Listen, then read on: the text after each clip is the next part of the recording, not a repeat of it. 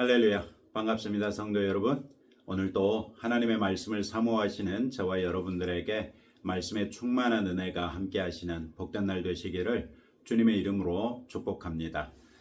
오늘 우리가 함께 묵상하는 하나님의 말씀은 누가복음 20장 1절부터 18절까지 말씀입니다. 오늘의 성경에서 예수님이 성전에서 가르치시는 것에 관한 대제사장들과 서기관들의 도발이 있고, 이에 관련하여 예수님이 포도원 농부 비유를 말씀하십니다. 예수님은 19장 후반부에 드디어 예루살렘에 입성하십니다. 많은 사람들이 예수님을 환호하지만 예수님은 성전에서 장사하는 사람들을 내쫓으시면서 대제사장들과 서기관들 그리고 백성의 지도자들의 반감을 사십니다.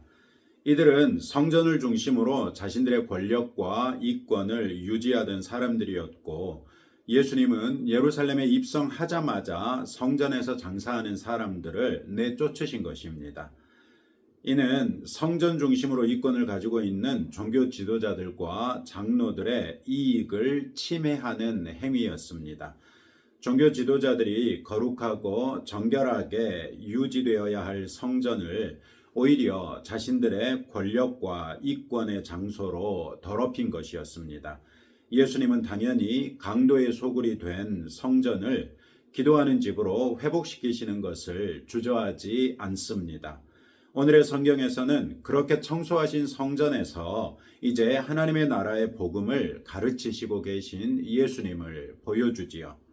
이때 대제사장들과 서기관들과 장로들이 예수님이 성전에서 가르치실 권위를 누가 주었는지 묻습니다. 성전에서 일어나는 일들에 관한 한 자신들이 권위를 가지고 있는데 자신들에게 허락도 받지 않고 예수님이 성전에서 가르치시는 것에 문제를 제기했던 것입니다. 예수님은 그들에게 4절에서 요한의 세례가 하늘로부터냐 사람으로부터냐 라는 질문을 던져 그들의 대답에 즉답을 피하십니다. 유대의 지도자들은 예수님의 질문에 서로 의논하지요. 요한의 세례가 하늘로부터 왔다고 하면 왜 요한을 믿지 않았는지 책망할 것이고, 사람에게서 난 것이라고 하면 요한을 선지자로 알고 믿은 많은 사람들이 그들을 돌로 칠 것이라고 두려워합니다. 하나님의 선지자로 믿어지는 사람이 실상은 한낱 자기 생각을 말하는 자에 불과했다고 한다면 요한의 추종자들이 어찌 그들을 내버려 둘 수 있었겠습니까? 결국 유대의 지도자들은 예수님께 비겁하고도 옹색한 대답을 할 수밖에 없었습니다. 어디로부터인지 알지 못하노라. 그들이 정말로 몰라서 모른다고 한 것이 아니라 자신들의 종교적인 입장도 지키면서 사람들의 정서도 건드리지 않도록 정치적인 대답을 선택한 것이지요. 예수님은 그들의 이런 정치적인 선택을 간파하셨던 것입니다. 만약 유대의 종교 지도자들과 장로들이 여호와 하나님을 향한 진실한 믿음으로 하나님을 섬기는 사람들이었다면 유대 사회는 여러 분파로 나뉘지도 않았을 것이고, 율법주의 역시 설 자리가 없어져 경건하게 하나님을 섬기는 그런 사회가 됐을 것입니다. 그러나 그들은 로마 정부에 밑보이지 않으면서도 유대인들에게도 자신들의 영향력을 유지하기 위해 성경적인 기준에서는 벗어난 세속적이며 정치적인 입장을 견지했습니다. 그 결과 유대 사회는 율법주의에 빠진 사람들과 세속적인 사람들 사이에 분열이 있었고, 자기 의와 판단과 정죄는 있을지언정 하나님의 말씀에 따른 의로서 서로 사랑하고 용납하는 모습은 찾아볼 수 없었던 것입니다. 예수님은 그들에게 나도 무슨 권위로 이런 일을 하는지 너희에게 이르지 아니하리라, 이렇게 8절에서 대답하십니다. 예수님의 이 대답은 대제사장들과 서기관들과 장로들의 고민을 생각해 볼 때 제대로 이해할 수 있습니다.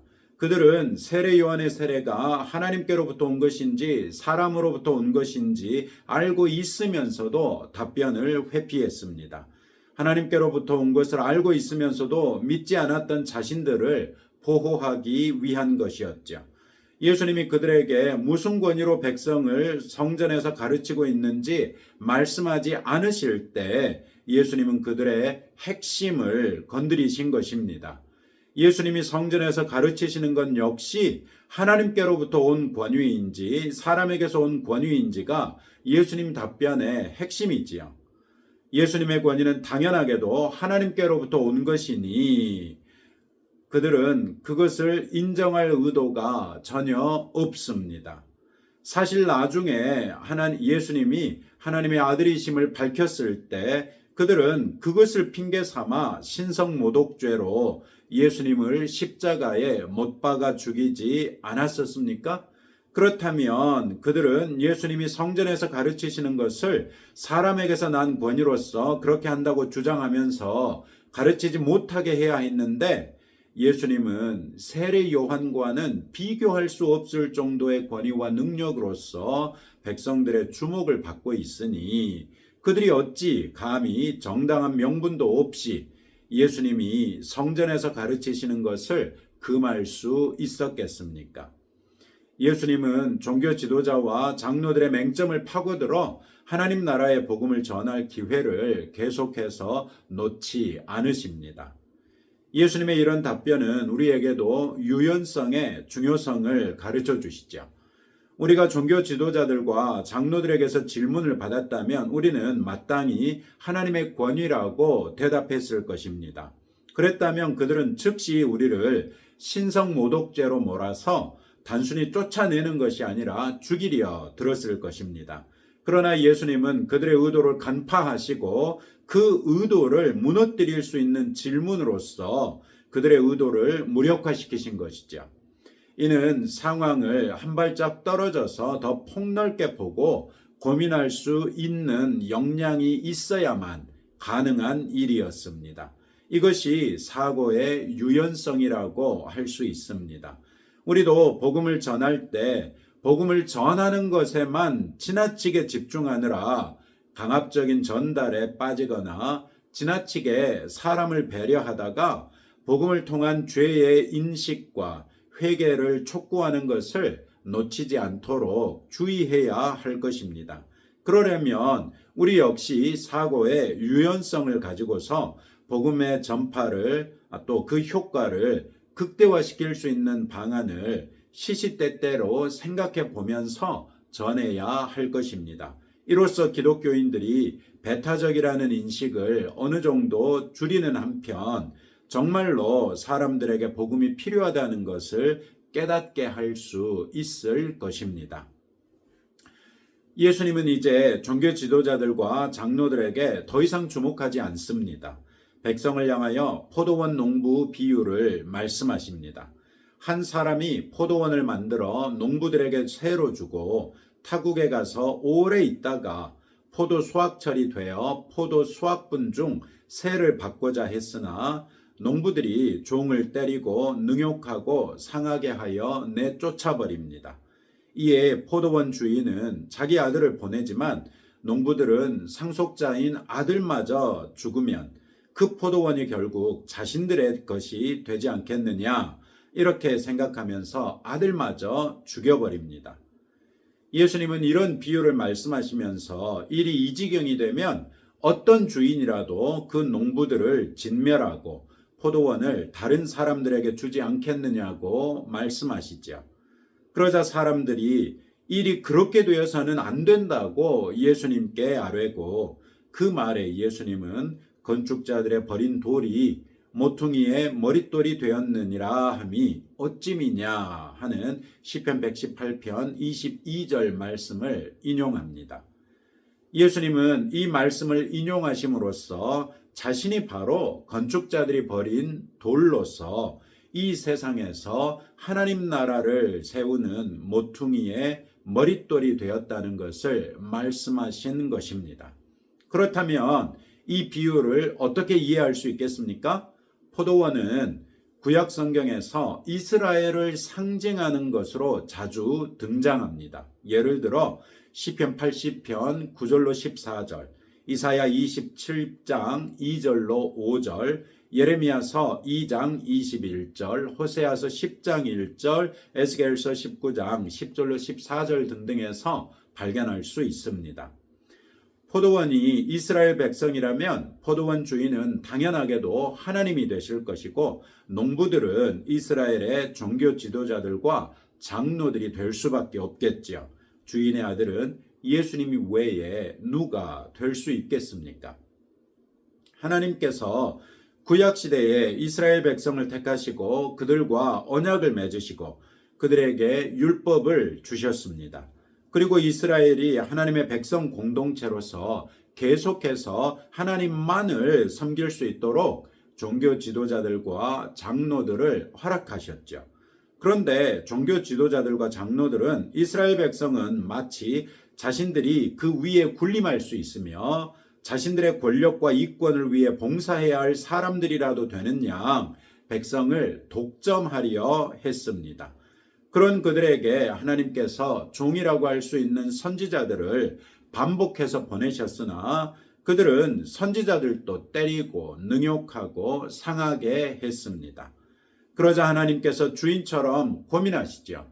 그 고민은 포도원 주인의 말 어찌할까? 내 사랑하는 아들을 보내리니 그들이 혹 그는 존대하리라 하는 이 포도원 주인의 말에 고스란히 담겨 있습니다.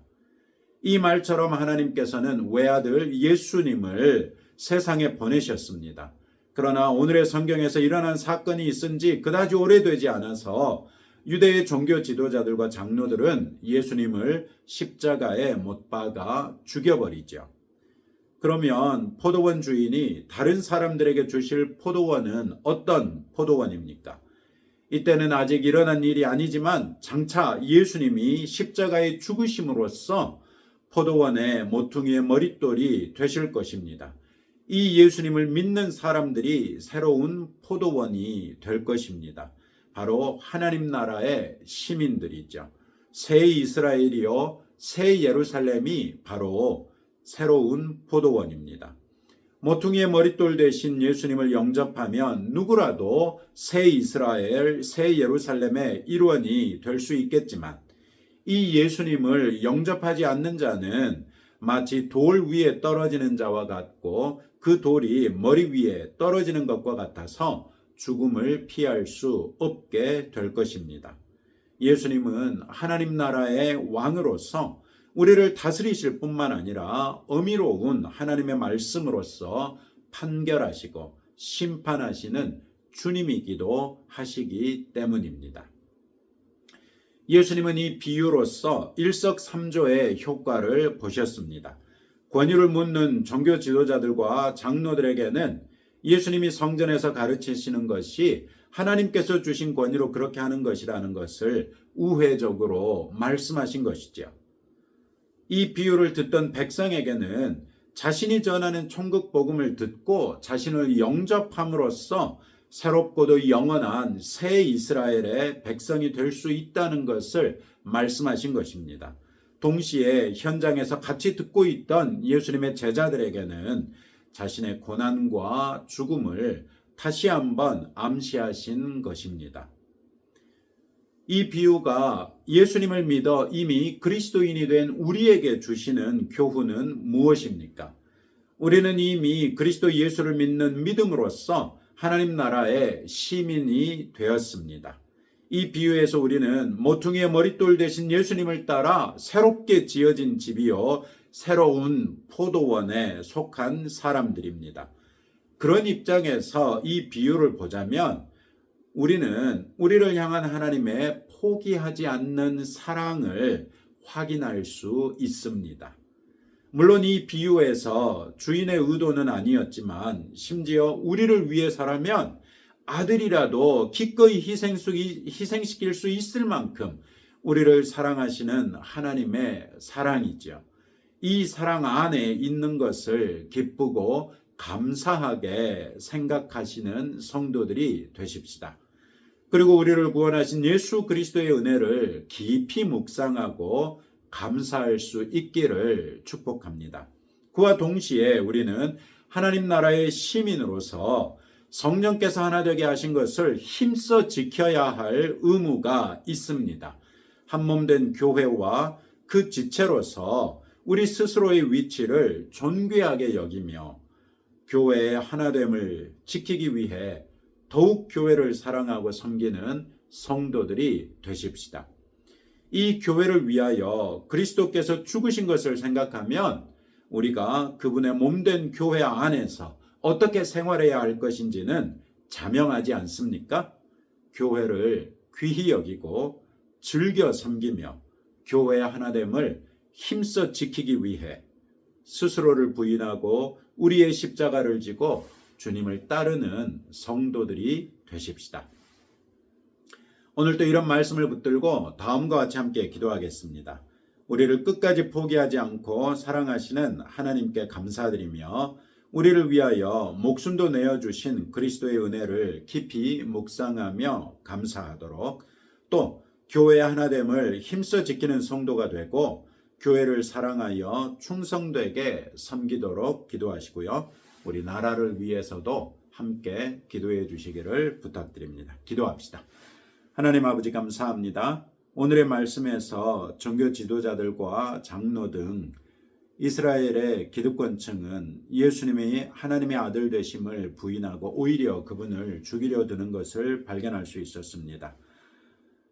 예수님께서 말씀하신 그 포도원 주인의 비유를 통해서 하나님께서 우리를 끝까지 포기하지 아니하시고 사랑하시는 우리들의 아버지이시라는 것을 다시 한번 묵상할 수 있었습니다. 그리고 그리스도 예수께서는 우리를 위하여 자신의 목숨마저도 내어주실 정도로 우리를 사랑하시고 그리함으로 우리를 위하여 새로운 모퉁이 돌이 되셨다는 것을 알게 되었습니다. 주님, 우리가 하나님 아버지의 사랑과 그리스도 예수의 은혜를 깊이 묵상하며 하나님 앞에 감사드리며 감격할 수 있는 오늘 하루 될 수 있도록 은혜를 베풀어 주옵소서. 또한 교회 하나됨을 힘써 지키는 성도가 되고 교회를 사랑하여 충성되게 섬기는 주의 자녀되게 하옵소서. 아버지 하나님, 이 나라를 불쌍히 여기사 이제는 새로운 리더십이 세워질 수 있도록 은혜를 베풀어 주신 것을 감사합니다. 이제 60일 내로 대통령 선거가 이루어져야 하는데 이 모든 것들을 준비하는 과정에 차질이 없도록 하시고 우리나라를 이끌어갈 수 있는 새로운 리더십이 하나님을 두려이 여기며 국민을 사랑하고 국익을 위하여 열심히 일할 수 있는 사람들이 대통령이 되고 또 내각이 될 수 있도록 아버지 하나님께서 은혜 베풀어 주시기를 간절히 기도합니다. 오늘 하루도 우리와 함께 계신 아버지께 감사드리며 예수님 이름으로 기도합니다. 아멘.